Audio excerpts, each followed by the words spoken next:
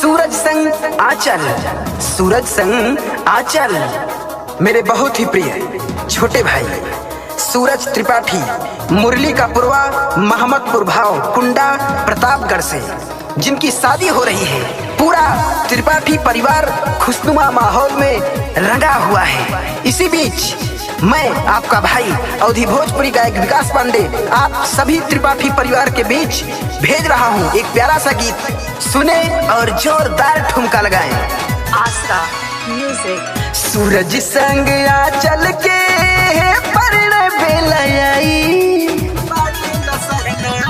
सूरज संग आंचल के परण बेलई के दुआरा बाजे लसहनाई। सूरज संग आंचल के परण बेलई के दुआरा बाजे लसहनाई कि दिया तरसा के संबंधी बधाई। दुआरा बाजे लसहनाई कि दिया तरसा के संबंधी बधाई। दुआरा बाजे लसहनाई। अरे ऐसे काम नहीं चलेगा। भाई अनुराग, अभिषेक, जयचंदन, सार्थक, आखिर कहाँ है ये सब? बुलाओ और लगाए जोरदार ठुमका।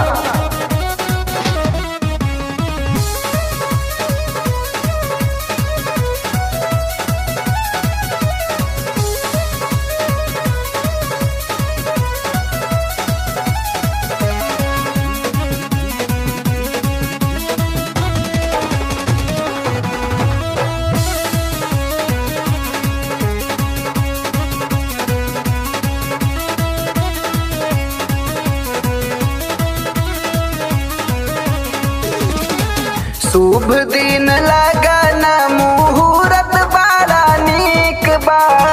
दुल्हा दुल्हन के आगे सूरज चांद फीक बा। शुभ दिन लगन मुहूर्त बड़ा नीक बा।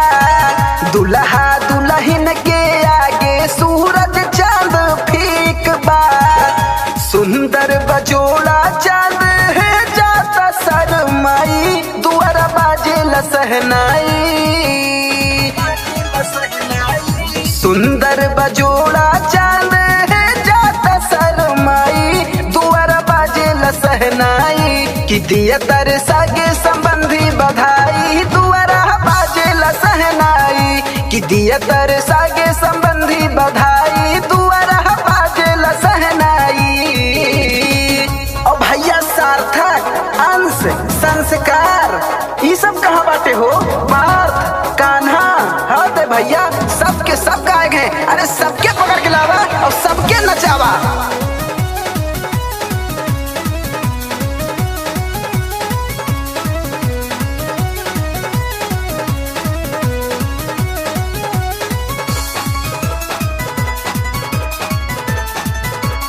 आसरा म्यूजिक।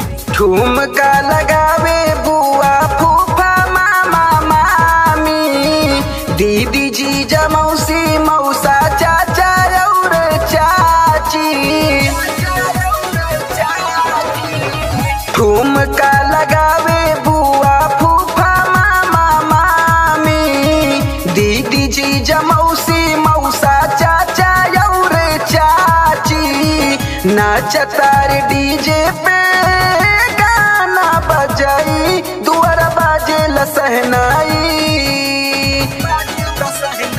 नाचतार डीजे पे गाना बजाई, दुआरा बाजे लसहनाई कि नाचे भैया संग भौजाई। दुआरा बाजे लसहनाई कि नाचे भैया संग भौजाई। दुआरा पे बाजे लसहनाई।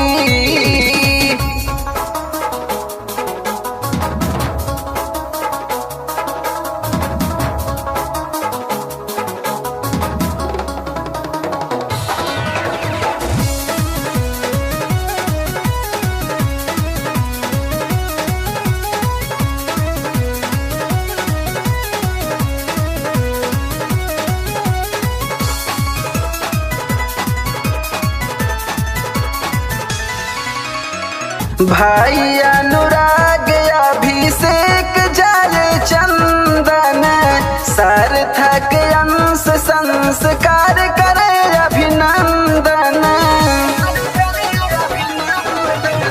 भाई अनुराग अभिषेक जय चंदन, सार्थक अंश संस्कार करे अभिनंदन। पार्थ कान्हा खुश बाटे पाके भाऊ जाई, दुआरा बाजे लसहनाई। पार्थ कान्हा खुश बाटे पाके भाऊ जाई, दुआरा बाजे लसहनाई। कि गीतिया गावे विकास बनाई, दुआरा पे बाजे लसहनाई। कि गीतिया